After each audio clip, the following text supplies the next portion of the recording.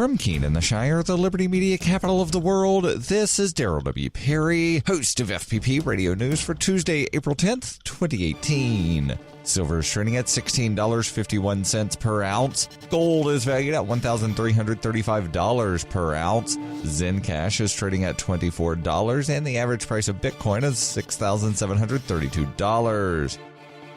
Antiwar.com reports Israeli airstrikes against the Syrian Tyros military airbase have left at least 12 people dead and considerable damage. There are claims that fighter jets and cruise missiles were involved in the attack. Locals reported over 20 missiles hit the site, and Syrian media initially expressed the belief that this was a U.S. attack. The Pentagon denied involvement, however, as both U.S. and Russian officials have since confirmed the attack was Israeli. Israel attacked Syria often enough that this makes sense, and the fact that the attacking planes were said to have come from the Lebanese airspace also suggests it was Israel, as this is their standard method of strikes against Syrian targets. The base attacked indeed was attacked by Israel back in February as well. Israel is believed to be using a Dolphin-class submarine for the missile attacks and their usual array of warplanes for the airstrikes. Israeli Chief Rabbi Yitzhak Yosef said that Israel has a moral obligation to intervene militarily in Syria. Israel, of course, has not confirmed being behind the attack. This is not uncommon for Israel, who has acknowledged only a tiny fraction of the myriad attacks they've carried out against Syria in recent years.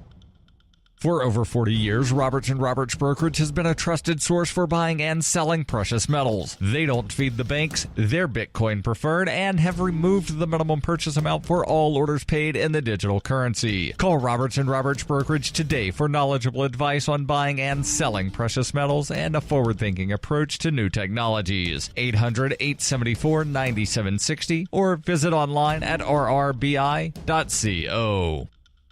UPI reports Arizona Supreme Court ruled Monday that college students covered under the Deferred Action for Childhood Arrivals program must pay out-of-state tuition rates. The court unanimously agreed with the 2017 Arizona Court of Appeals ruling stating students enrolled in the DACA program, which allows young immigrants brought to the United States as children to legally work and study in the country, are not eligible for lower in-state tuition. A full opinion further explaining the court's ruling will be released by May 14th, but the order was released Monday to allow students in the Maricopa Community College system and other state universities as much time as possible to plan for those affected by the decision. The ruling could force more than 2,000 DACA recipients, known as Dreamers, already attending Arizona public colleges to pay up to 3 times more for tuition. Karina Ruiz, president for the Arizona Dream Act Coalition, told the Arizona Republic a lack of access to federal and state financial aid made it difficult for DACA recipients to pay in-state rates, and the ruling will make pursuing higher education almost impossible for them. Arizona State University's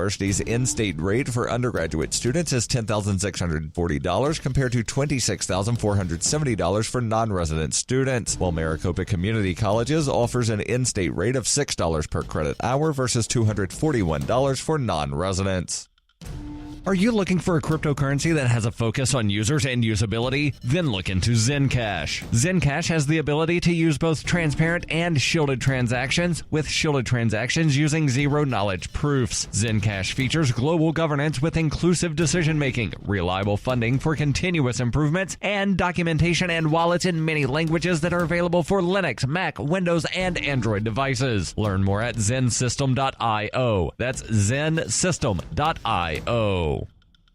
Reuters reports a federal judge on Monday signed off on a $25 million agreement to settle fraud claims arising from Trump University, the now defunct education venture of U.S. President Donald Trump, after a former student agreed to drop further appeals. U.S. District Judge Gonzalo Curiel in San Diego declared the settlement final after the former student, Sherry Simpson of Fort Lauderdale, Florida, decided not to challenge a February 6th decision by the 9th U.S. Circuit Court of Appeals upholding the settlement. Simpson said she spent about $19,000 at Trump University and objected to a provision blocking students from opting out of the settlement and trying to recoup more money on their own. Simpson's lawyer, Gary Friedman, said in an interview on Monday, "This process has taken long enough. We took our best shot. The Ninth Circuit ruled against us, and we want the money to go out to everyone as quickly as possible." New York Attorney General Eric Schneiderman, who had sued Trump over the university, welcomed the settlement. When initially granting final approval in March 2017, Curiel said the settlement provided significant and immediate relief to thousands of students who could potentially recoup more than 90 cents on the dollar.